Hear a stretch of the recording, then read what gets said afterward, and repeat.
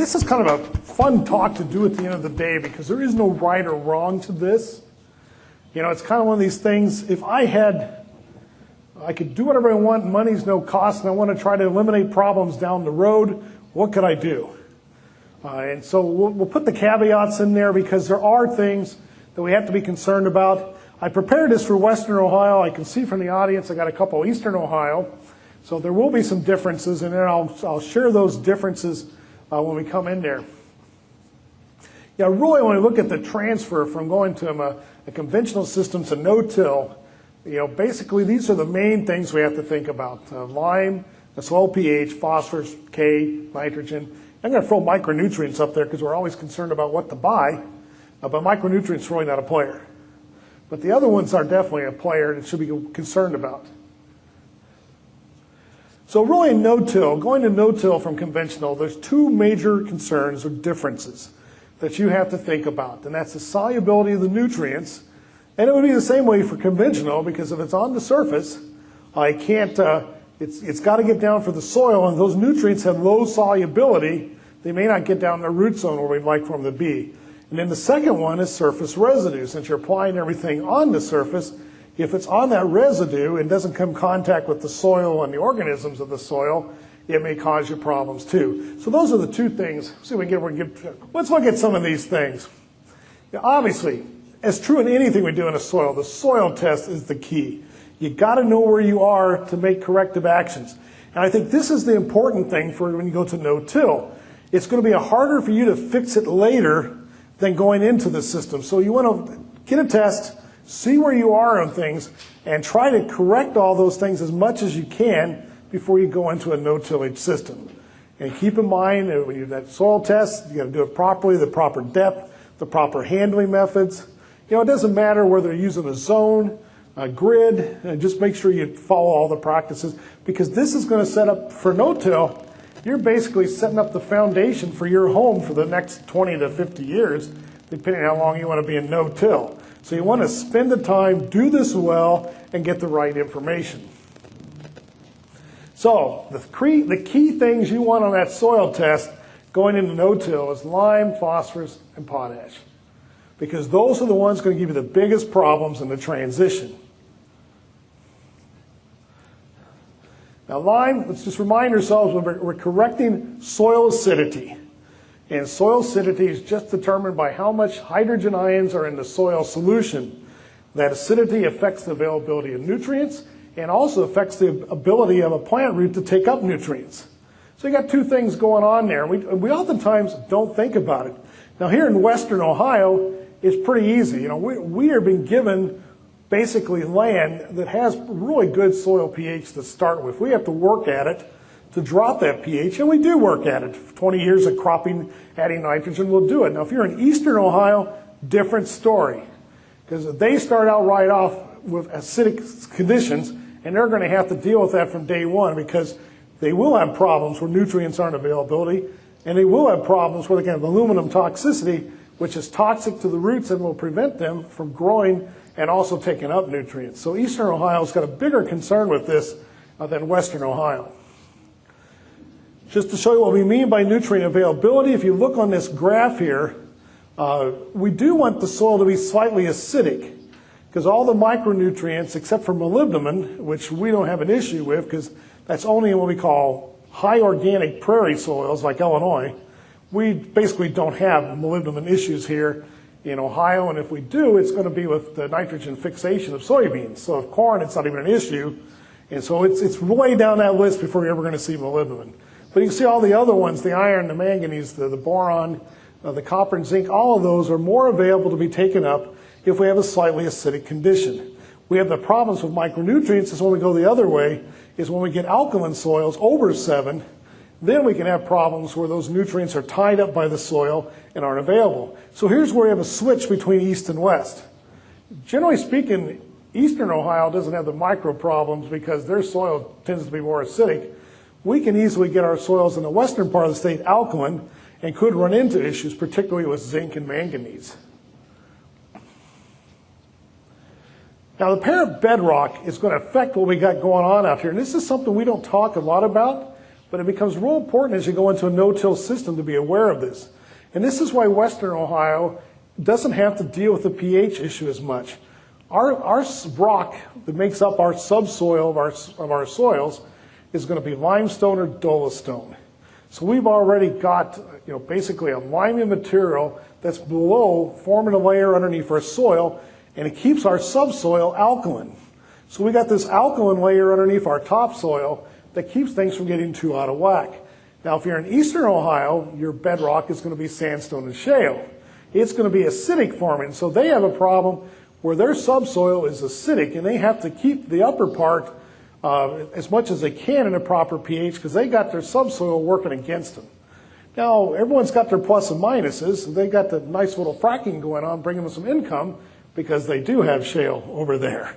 So what can be a curse in some areas can be a blessing in other areas. But keep that in mind because in a lot of ways it makes no-till a lot easier for Western Ohio in that respect, where Eastern Ohio is going to have to battle things a lot more as a result of that. Kind of a map to show you. I use a rule rough number, and you can see it doesn't fit what I'm going to tell you, but basically I-71 is what I like to use as the mark. If you're east of I-71, you're going to have an acidic subsoil. If you're west of it, you're going to have an alkaline. We got some counties that are going to be along it that are kind of transition counties, so you really got to kind of know what your subsoil is, because that also is going to affect how you treat lime and lime recommendations and how quick you have to do it. If someone comes to me in Western Ohio and says, I got a really inexpensive source of lime, or I want to use a lot of poultry manure from the layer operation, I'm concerned because of soil pH. We can easily run that pH up high in Western Ohio. Now, I'm going to be really extravagant here or basically exaggerating the point. I don't think you can add too much lime in Eastern Ohio. I mean, there is such an acidic battle there that to me they can do a lot with a lot of waste products because they're constantly battling soil pH.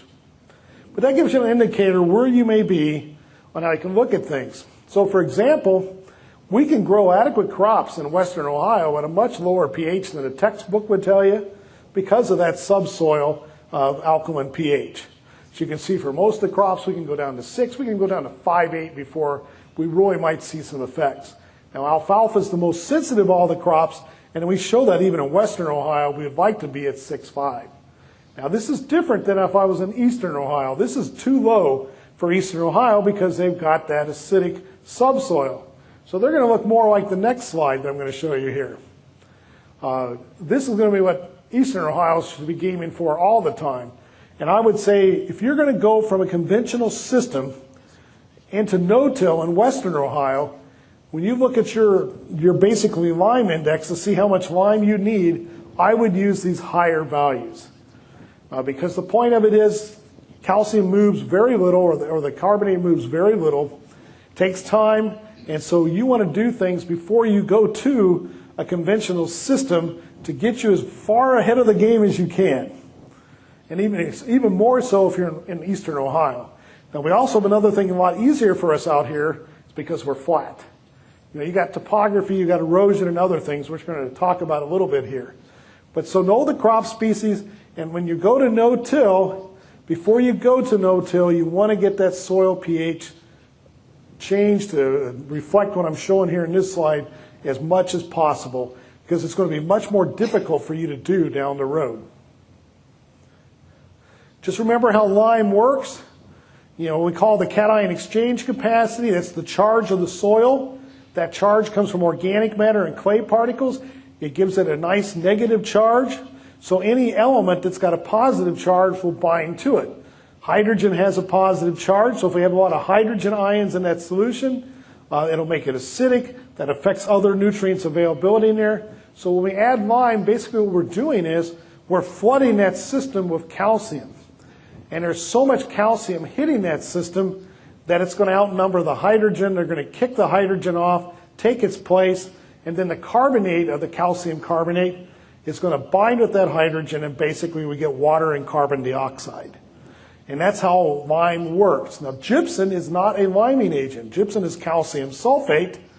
So yeah, we can flood the system with calcium, but there's nothing to capture the hydrogen that's been free, and so we don't neutralize the soil with gypsum. So you got to make sure you're having something that's a magnesium, calcium carbonate, calcium oxide that's going to behave in a way to displace the hydrogen on that soil particle and then putting in its place something other than hydrogen and removing that excess hydrogen from the system. That's what lime is doing for us. Generally speaking, you may not realize when you send your soil testing and they say you need lime, what it's set up is saying is when you're 0.2, 0.3 units below what the crop needs, that's when it's going to kick in and say you're going to need to add lime. We say we look on what we call the buffer pH or the lime test index because the soil does have a buffering capacity, and that's a cation exchange capacity. So we do a water pH. That tells us what the hydrogen there is, but I want to know what changes the soil because remember the previous picture I just showed you showed those hydrogens onto the soil. We got to kick those off. And so the more sites are on that soil, the more calcium you're going to have to add to kick them off. And that's where that buffer pH comes in because it'll mimic what it's going to have to take for that lime to kick them off. So if you have a soil that's higher in CEC, your lime recommendation is going to have to be higher to change the pH. Now the good news of that is if I have a higher CEC, it's going to take longer before my pH drops too. So it's kind of a win-win, but once you do drop and you have to raise it back up, it's going to take more lime. Compared to, say, something like a sand that has a low CEC, it doesn't take much lime at all to change the soil pH of it. So we're going to use the lime test index to find out a rate. And then, of course, like I said, it takes into account the CEC component. Application. Basically, if your lime recommendation is less than 2 tons, you can put it on at any time. If it's going to be over 4 tons, you need to split it and not put it on at one time so you don't get this real high pH spike right there on your soil surface. And of course, we generally say don't put more than 8 tons on in any given year. Now here's a caveat coming into if you're a no-tiller. If you put lime on the surface, you basically don't want to use a urea-based fertilizer for a year, because that surface pH is going to be really high because of that recent lime application, and as a result of that, you're going to get potential for volatilization losses from the urea fertilizer, because you get more volatilization the higher the pH. I mean, we can really spike that pH up over 8 temporarily when we put that lime on, and so the idea is don't waste your fertilizer. Now, if you're going to get it injected and get it below the surface, no problem. But if you're going to put it on the surface, you have a tremendous potential to be losing that nitrogen fertilizer if it's urea-based from volatilization losses or ammonia losses. Same lime sources for conventional versus no-till. Dolomitic or high cal are fine. Either one will work. If you got low magnesium, in other words, your soil test is below 50 parts per million, you need to use dolomitic lime. It's your least inexpensive source of magnesium. There's other products, but they're going to cost you a lot more than dolomitic lime. High cal lime, if you had a deficiency in calcium, which I've never seen in Ohio, which is 200 parts per million, you don't have to worry about that. So in most cases, it doesn't matter whether I use dolomitic lime or high cal lime. The thing it does matter is look at its E&P, its effective neutralizing power. And that's just a term that takes into account how well it neutralizes, its grind size, its moisture content, so you can compare one lime source against another and also know what your rate is. If you get an E&P that's 1,000 pounds, you're going to have to double your rate to equal a ton. I mean, it's going to be in pounds, and it's going to be just straight like I just said. If it's 1,800 pounds, you're close to a ton. I saw some Huron high cal lime. It had an E&P of 1,000. They said, oh, it's great, it's high cal. They're going to have to double the rate of what they were using for the dolomitic because its E&P value was so much lower.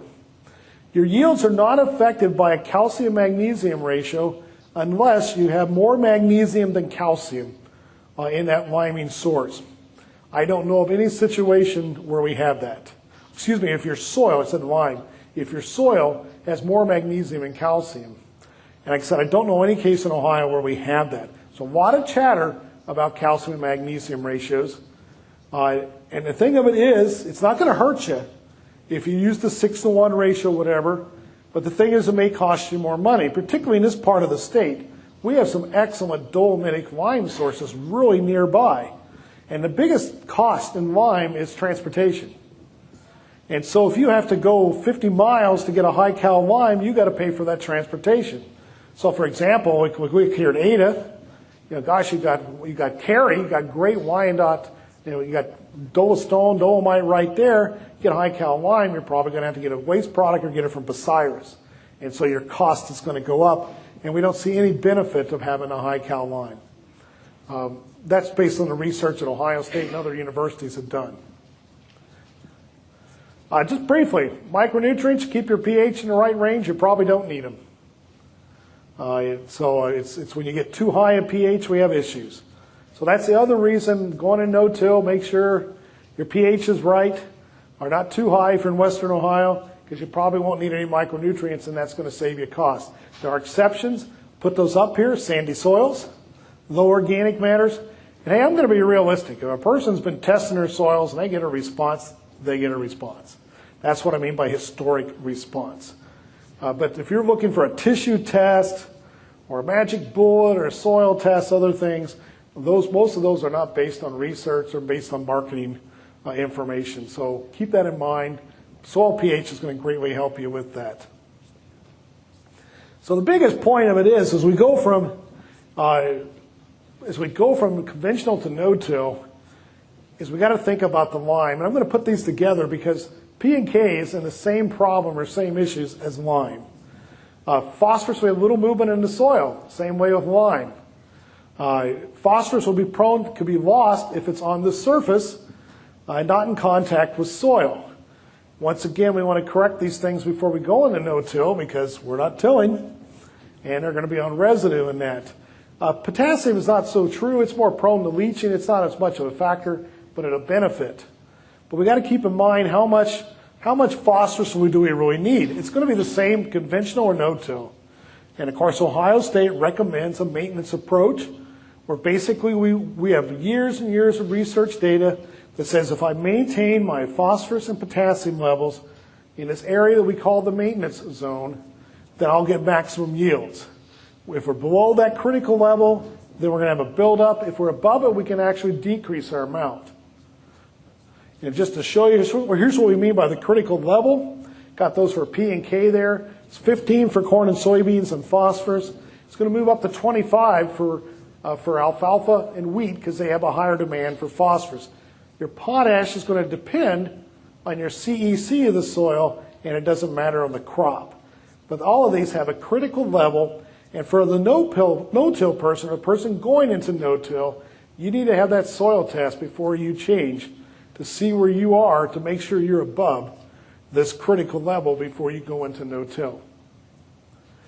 Now on the other end, we have where we know there's no yield response. And I guess if you're transitioning to no-till, maybe get myself in a little bit of trouble here, but knowing that I'm not going to disturb this soil down the road because I'm going to go no-till, I'd almost err on this side and be on this right side of this chart rather than toward that critical level. Because we're not going to cause a pollution problem or a water quality problem even at that level. It's when we get really high, over 150 parts per million of phosphorus, that we have a concern. So when I'm looking at my soil test and I'm looking at going to no-till, I'd rather see you more at this range than I would at the previous one where I'm pushing that critical level.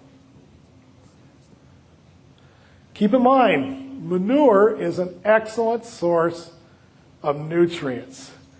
And if you need these nutrients and you're going into no-till, this might be the fertilizer source you would want to use. Keep in mind, not all manures are the same. Probably the one that's got the most bang for the pound or ton or gallon is going to be poultry. And so think about this as your potential fertilizer source as you're going into no-till. Do keep in mind, NRCS has put max. Even though K is not a per se water quality, it could knock your ratios out of balance of other elements. There are max that you can put on in a given year, so regardless of what your soil test is. Hopefully you're not looking at those levels, because that's not going to be a good position if you're going to go into no-till. So my point for going over all this in the lime, and then also into the lime and P and K, is my thing of it is I would say till your soil. This is the time to get the plow out. If you need the lime, if you need the P and K, before you go no-till, put them on, incorporate it into your soil, because they don't move well. Now, and phosphorus needs to be in contact with the soil, and K needs to bind with those cation exchange sites so they can be held. You know, when they're on that surface in no-till, you got residue there. They're not in contact with the soil. So this is the time, if you have it where you can, without an erosion concern, I would recommend get the soil test, see where these are. If you need them, get them on there and till it in the ground. Plow it, chisel plow it. I would have no problem mowboarding it. I'm going to get myself in trouble here because you're setting up this foundation for the next 20 years.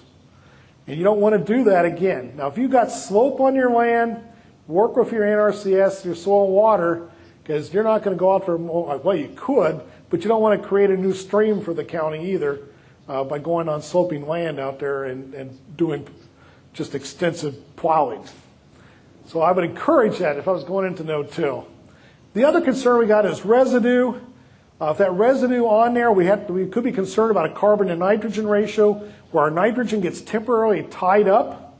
It's not available to the crop early in the year. Some of the work at Iowa State has suggested that's why rye cover crop decreases corn yields, because it takes out that early nitrogen pool. And if you haven't corrected for that, you got a little bit of nitrogen deficiency going on early that we generally don't worry about because we're getting it from the soil. But those bugs that are eating up that extra plant material there may tie up your nitrogen short term. I far inject that nitrogen source to decrease volatilization losses, because the urea fertilizers because you're probably going to use a urea type fertilizer, is going to be on the residue and not in the soil, and it's going to be prone to be lost. If you can't inject, there are some things you can do. You can ban that 28% to increase its concentration. If you use urea, you might want to consider using agritane, particularly of corn. You know, particularly you're going to have dry conditions, hot temperatures. That'll buy you an extra 10 days for that rain, if you're going to use urea on the surface, which some no-till people will do. You can improve your nitrogen efficiency by doing a split application, particularly at 28. We've shown here in Northwest Ohio we can increase yields just by doing that, because we eliminate that potential nitrogen loss from putting it all on a pre-plant. Use a starter, then side dress later, V4, V6, unless you use the pre-plant in to counteract any potential tie-up from the residue, because you've already got the nitrogen there. Starter, by far, nitrogen's the most benefit, but you possibly could get a benefit from phosphorus in a starter and no-till. Here's you got to look at the year. If it's a cold, wet year and you're going to push that planting date, you might get a response from the phosphorus. It doesn't happen all the time. It generally depends on the cold year. You generally will get better response from the nitrogen. I definitely want to band it or put starter if your P and K was below that critical level. You've got to be worried about salt burn with K. You want to make sure if you're doing an in-furrow pop-up, you have less than 10 pounds of total of N and K in that sample. If you're in a 2x2, it needs to be less than 30 pounds. So the take-home message of all this, most of it's the same as conventional. Soil test. Know what you got up there, but here you want to correct some things before you move into the no-till scenario. And that would include incorporating lime and P and K. This is your one shot to get things as good as you can. And then when you're doing the surface applications in future years, hopefully that's going to keep you in a good maintenance zone and you won't have issues. I know Eastern Ohio no-tillers, the pH is their biggest challenge because that lime just doesn't move very quickly down in the soil profile. And going for that residue management with nitrogen, inject it, is your best place. Use pre-plant or a starter. And if you do that, man, you can be very successful. But keep in mind, if you do things right, that transition should help you to go easily into no-till. And then when you're fully in the no-till system in 3 to 5 years, you shouldn't have issues. If you don't do this, you could really have problems trying to get that pH and phosphorus level where you need it to be. And also for the phosphorus, you may be creating part of the issues of soluble phosphorus leaving your field and going into Lake Erie for this part of the state.